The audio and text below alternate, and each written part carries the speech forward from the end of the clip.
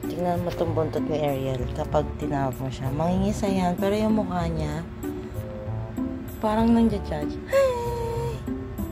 Hi! Tingnan.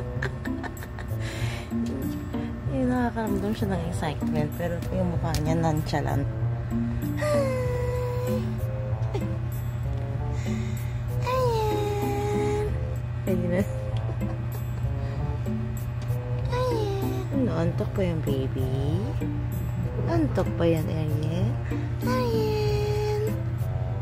Ariel! Okay, naantok pa yung batuta. Tingnan mo ang kalat niya sa ginawa mo dyan sa linoleum. Hindi malang umabot ng 1 taon yung linoleum natin. Makalat na. Yan, lagyan natin ng light para kita.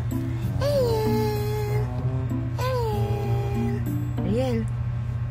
Ariel, sabi no, naantok po yung bututo. Puyat.